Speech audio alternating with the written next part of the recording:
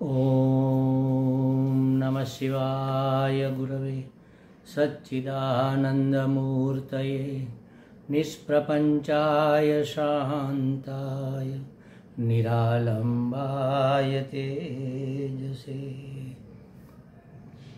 विश्वं दर्पणदृश्यमाननगरी तुल्यन्निजान्तर्गतं पश्यन्नात्मनि मायया बहिरिवोद्भूतं यथा निद्रया यत्साक्षात् कुरुते प्रबोधसमये स्वात्मानमेवाद्वयं तस्मै श्रीगुरुमूर्तये नमः इदं श्रीदक्षिणामूर्तये। जन्माद्यस्य यतोऽन्वयादितरतश्चार्थे स्वभिघ्नस्वराट् तेने ब्रह्मरुदाय आदिकवये मुह्यन्ति यत्सूरयः तेजो वारिमृदां यथा विनिमयो यत्र त्रिसर्गो मृषा धाम्ना स्वेन सदा निरस्तकुहकं सत्यं परं धीमहि सत्यं परं धीमहि। सच्चिदानन्दरूपाय विश्वोत्पत्त्यादिहेतवे तापत्रयविनाशाय श्रीकृष्णाय वयं नुमः। श्रीकृष्णाय वासुदेवाय हरये परमात्मने प्रणतक्लेशनाशाय गोविन्दाय नमो नमः गोविन्दाय नमो नमः। हरिः ओम श्री गुरुभ्यो नमः। हरिः ओम। हरि ओम प्रभु जी। आज के इस अध्यात्म परिषद में आप सबका स्वागत है। आज श्रीमद् भागवत जी का तीसरा स्कंध और 27वां अध्याय चल रहा है। उसमें कपिल भगवान माता देवहूति को परमात्मा प्राप्ति का उपाय बताते हुए भक्ति के लक्षण और भक्ति प्राप्ति के अचूक उपाय बता रहे हैं। और अब कह रहे हैं कि इसमें जो मन बाधा करता है, चंचल मन स्थिर नहीं रहता, उस मन को वश में करके कैसे हम भगवान को समर्पित हो जाए, इसका उपाय बताते हुए कपिल भगवान कहते हैं कि अतएव शनैश्चित्तं प्रसक्तमसतां पथि भक्ति योगेन तीव्रेण विरक्त्या च नयेद्वशम्। क्या कहा?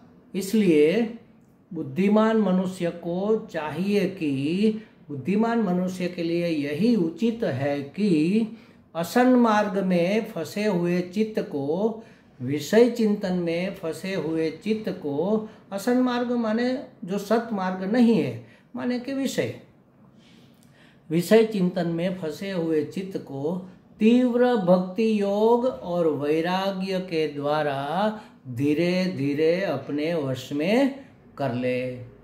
यहाँ कहा तीव्र भक्ति योग और वैराग्य के द्वारा। गीता जी में कहा अभ्यासेन तु कौन्तेय वैराग्येण च गृह्यते।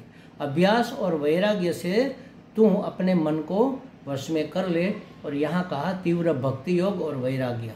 तो अभ्यास और भक्ति योग में एक ही है, कोई अंतर नहीं है। बार बार भगवान से जुड़ने का विविध आयाम से, विविध एंगल से प्रयास करते रहना, यही तो भक्ति है। भगवान के प्रति किसी भी तरह से अस्नन गच्छन स्वपन श्वसन जो भी करते हैं भगवान के लिए करे, भगवान की प्रसन्नता के लिए, भगवान को प्रेम करने के लिए करे, हमारे प्रियतम की खुशी, उसके आनंद के लिए करे, उसकी आज्ञा का अनुसरण करने के लिए करे। इसी का नाम तो परम प्रेम है, इसी का नाम तो भक्ति योग है। और इसका बार बार करना ही अभ्यास है। अभ्यास और कोई चीज का नहीं करना है। बार बार मन भगवान से हटकर संसार के विषयों में, असत पदार्थों में चला जाएगा। वहां से खींच खींच कर भगवान के चरणों में उसको लगाना, यही अभ्यास है। तो अभ्यास है न तो कौन्तेय वैराग्येण च गृह्यते, है कौन्तेय, है अर्जुन, तो अभ्यास और वैराग्य के द्वारा अपने चंचल मन को वश में कर ले। ऐसा चंचल जो मुट्ठी में हवा बांधी जा सकती है लेकिन मन को वश में नहीं किया जा सकता, इतना प्रबल और चंचल है, उसको तुम वैराग्य और अभ्यास के द्वारा वश में कर ले। और यहाँ भी कहा भक्ति योग, कैसा? तीव्र भक्ति योग, माने उठते बैठते खाते पीते सोते जागते कुछ भी करते हुए भगवान से जुड़े रहने का प्रयत्न करें। मैं स्नान करने जा रहा हूँ, मैं स्नान कर रहा हूँ, तो यही सोचे कि स्नान करके इस शरीर को पवित्र करूँगा और इस पवित्र शरीर को भगवान के चरणों में अर्पण करूँगा। इस पवित्र शरीर से मैं भगवान की आराधना करूँगा, पूजा करूँगा। आचमन करते वक्त, गंगा जल का आचमन करते वक्त यही सोचे कि मेरी वाणी, मेरा अंतःकरण, मेरा शरीर संघात संपूर्ण पवित्र हो रहा है। अपवित्र पवित्र वा सर्वावस्थांगतोपि वा यस्मरेत पुंडरीकाक्ष सबाह्याभ्यंतर शुचि, सब अंदर बाहर सब पवित्र करके फिर क्या करना है? भगवान का भजन करना है। इसके लिए मैं ये सब पवित्रीकरण कर रहा हूँ। भोजन करते हैं तो अंदर बैठे हुए जठराग्नि को तृप्त करने के लिए प्राणाय स्वाहा अपानाय स्वाहा, इस प्राण रूप रहे हुए परमात्मा को, अपान रूप रहे हुए परमात्मा को, जठराग्नि के रूप में रहे हुए परमात्मा को, अंतर्यामी के रूप में रहे हुए परमात्मा को मैं आहुति दे रहा हूँ, इस भाव से भोजन करें। तो यह अभ्यास बार बार करना है, इसी का नाम भक्ति है। तो कहा कि तीव्र भक्ति योगे न वैराग्य, वैराग्य का मतलब है जो काम की हमारे इस रास्ते में जो उपयोगी नहीं है, ऐसी चीज़ों को इग्नोर करना, इसको इसकी उपेक्षा कर देना, इसको छोड़ना, इसमें अपना समय व्यर्थ नहीं गंवाना है। आज ही मैंने एक बहुत सुंदर वाक्य पढ़ा, समय नहीं बीत रहा है महाराज, जीवन बीत रहा है। देखो एक एक क्षण हम कहते हैं कि भाई टाइम पास करने के लिए कर रहे हैं, अरे टाइम पास नहीं कर रहे हो, आप अपना जीवन व्यय कर रहे हो। फिर से यह जीवन मिलने वाला नहीं है जो बीत गया। तो एक एक क्षण का हमें अपने लक्ष्य की प्राप्ति में उपयोग करना है। उसके सिवा सब के प्रति हमारा कोई लगाव न रहे, उसको कहेंगे वैराग्य। विषयों के प्रति विराग और परमात्मा के प्रति अनुराग, इसको वैराग्य कहेंगे। तो तीव्र भक्ति योग और वैराग्य के द्वारा अपने मन को वश में कर ले। हम सब साधकों का यही प्रश्न रहता है, अर्जुन का भी यही था कि भगवान ये चंचल मन वश में नहीं रहता, मन में बार बार विचार आते, मन बार बार भाग जाता है। भक्ति करने बैठते हैं, जप करने बैठते हैं, ध्यान करने बैठते हैं तो मन वश नहीं रहता, मन कहीं ना कहीं भाग जाता है। कभी दिल्ली चला गया, नोएडा चला गया, कभी हरिद्वार चला गया, कभी साधना सदन चला गया, तो कभी वेदांत आश्रम चला गया, कभी ऋषिकेश चला गया दयानंद आश्रम में, कभी अहमदाबाद तत्व तीर्थ में चला गया, कभी सेलसबर्ग अमेरिका पहुंच गया। कैसे इसको वश में रखे? अभ्यासेन तु कौन्तेय वैराग्येण च गृह्यते। तीव्र भक्ति योग और भक्ति योगेन तीव्रेण विरक्त्या च नयेद्वशम, उसको वश में लाओ। कैसे? तीव्र भक्ति योगेन विरक्त्या च, वैराग्य और तीव्र भक्ति योग से अपने मन को वश में करो। यहाँ स्वप्न का दृष्टांत दिया है आगे, तो कहा है कि स्वप्न के दृष्टांत के द्वारा ऐसा निश्चय किया जाता है कि जागृत होना, जैसे स्वप्न में हम हैं तो स्वप्न के सभी पदार्थ हमें सत्य लगते हैं, उसके भय, उसके खुशी सब हमें वास्तविक लगता है। लेकिन जब जाग जाता है तब पता चलता है कि कहीं कोई भय की बात ही नहीं है, कहीं कोई भूख की बात ही नहीं है, कहीं कोई मिटने कटने पिटने की बात ही नहीं है। तो उसी तरह से अज्ञान की निद्रा से जब हम जागृत हो जाएंगे तब हमें कोई सुख दुख, सुखी दुखी नहीं कर पाएगा। तो ये जागृत कैसे हुआ जा सकता है? कहते हैं कि जागृत में भी, ज्ञान में अगर तुम जाग जाओ तो यह मिथ्या संसार तुम्हें परेशान नहीं करेगा। तो कैसे हुआ जा सकता है जागृत? ऐसी आकांक्षा के लिए वेदों में निश्चय किया गया है कि अंतर्मुख चित्त में जागृति होती है। जागृत होने के लिए चित्त को अंतर्मुख, अभी हमारा मन, हमारा चित्त बहिर्मुख है। आंखें बार बार कुछ सुंदर सुंदर देखने के लिए तरसती है, कान मधुर मधुर शब्द सुनने के लिए लालायित रहते हैं, जीभ विविध प्रकार के स्वाद लेने के लिए ललकती रहती है, कोमल और शीतल स्पर्श के लिए हम तरसते रहते हैं। तो खुशबू के लिए हमारी नाक सदा उद्यत रहती है। तो विषयों के पीछे दौड़ती हुई हमारी इंद्रियों के घोड़े पर सवार होकर मन बहिर्मुख हो रहा है। उस मन को अगर हम अंतर्मुख कर दे तो हम धीरे धीरे जाग जाएंगे। जागने के लिए मन को अंतर्मुख होना उपाय है। उस अंतर्मुखता के लिए 2 उपाय बताए गए हैं। अंतर्मुख कैसे हुआ जाए? देखो, जागने के लिए अंतर्मुख होना है, अंतर्मुख कैसे करें? तो अंतर्मुख होने के लिए यहाँ पर 2 उपाय बता दिए। भक्ति योग माने अभ्यास और विरक्ति माने वैराग्य। भक्ति योग और वैराग्य से मन अंतर्मुख हो जाएगा, अंतरात्मा में अवस्थित हो जाएगा और तब हम ज्ञान में जाग जाएंगे। भवती स्नेह विषयेषु रागा भावश्च, भगवान में प्रीति और विषयों में प्रीति का अभाव। भगवती स्नेह, भगवान से प्रेम, विषयेषु रागा भाव, विषय से राग का अभाव, च माने और, तो भगवान से स्नेह और विषयों से राग का अभाव। विराग, तो संसार के विषयों से विराग और परमात्मा में अनुराग। बस यही भक्ति का उपाय है, भगवान में प्रीति और विषयों में प्रीति का अभाव। उभाभ्याम चित्तम वशे भवेत्, ये 2 उपाय से वश में आता है हमारा चित्त। इन 2 उपाय करने से चित्त वश में हो जाता है। मनसी विजिते सर्वम विजितम स्यात्, मन पर विजय कर लिया तो सब पर विजय हो जाती है। देखो, युद्ध में किसी सेना पर, किसी राज्य पर हम विजय प्राप्त कर ले तो उसको तो वीर कहेंगे। जो डरता नहीं है युद्ध में, सबको मार भगाता है, उसको वीर कहेंगे। लेकिन मन जिसने जीत लिया उसको महावीर कहेंगे। जो मन को जीत लेता है वह महान वीर है।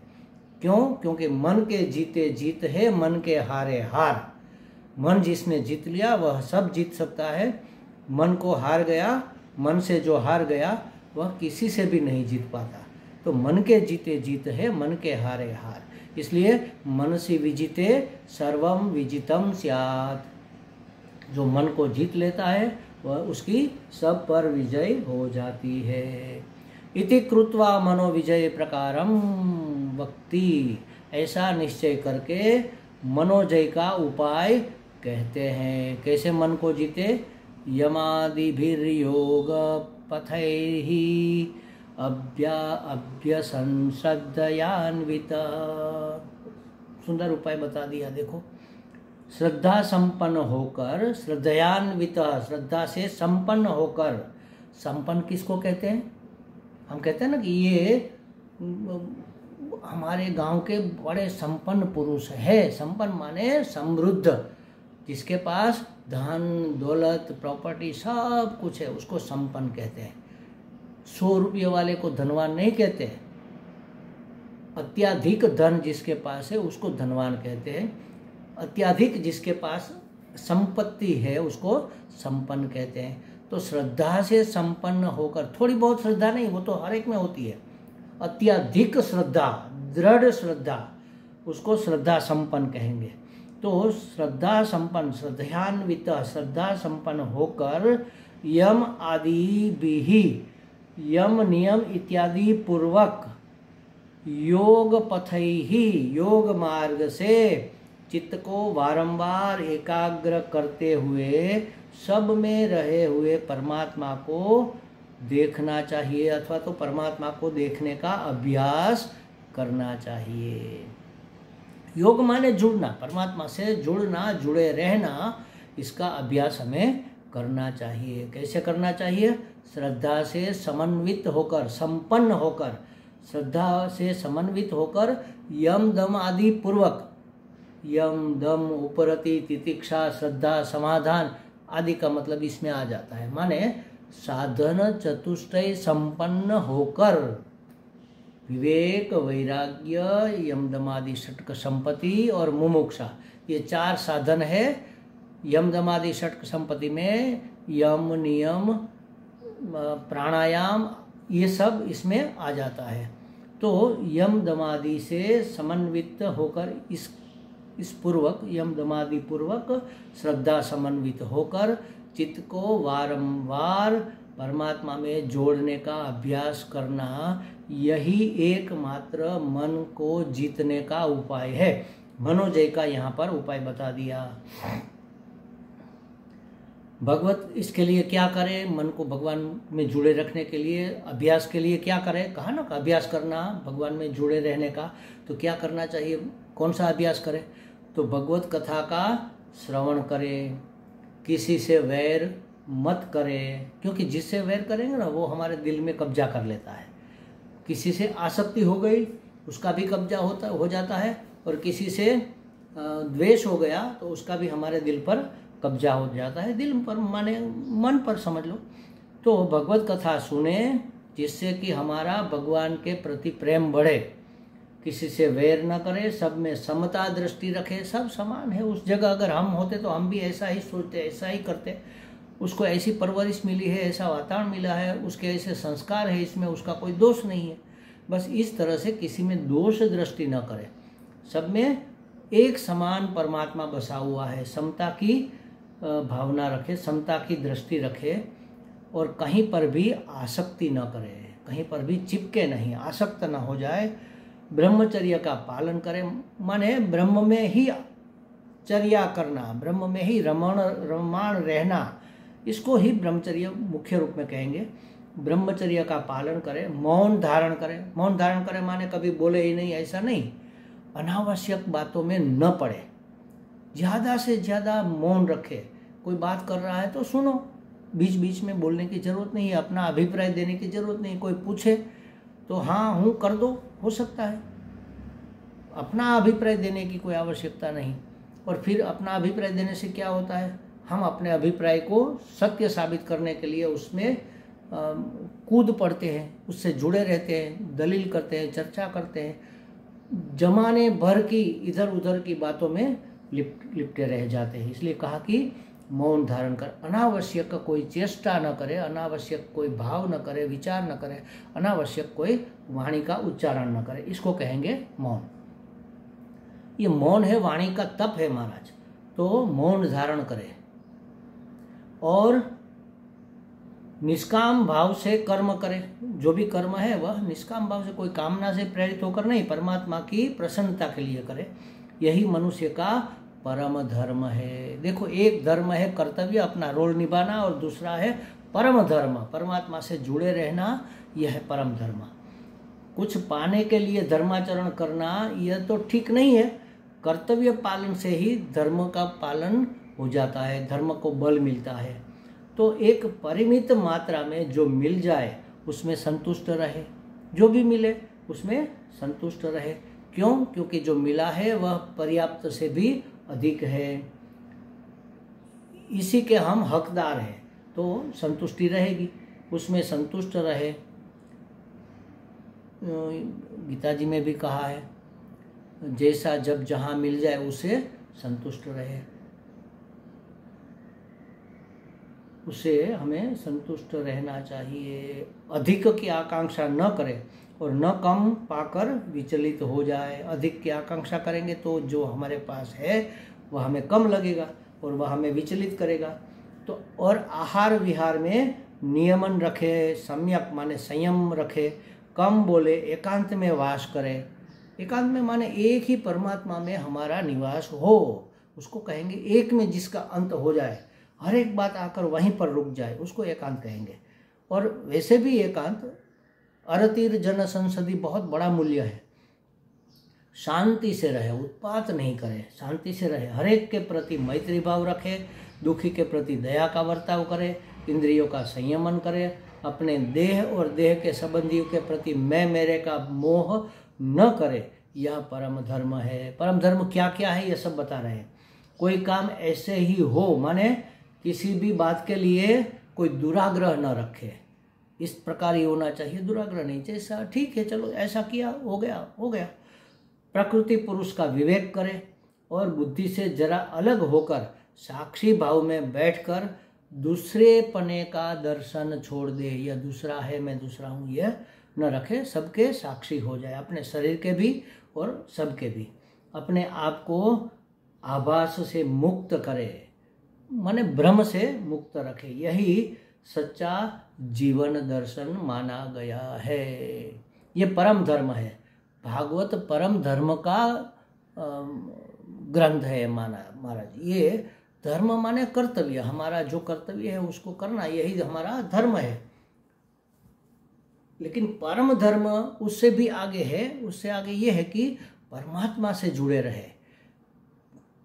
कुछ भी करते हुए, कुछ भी सोचते हुए, कुछ भी मानते हुए हर एक चीज को परमात्मा में ही अंत करे। इसी को कहते हैं परम धर्म। तो इस परम धर्म का पालन करने से क्या होगा?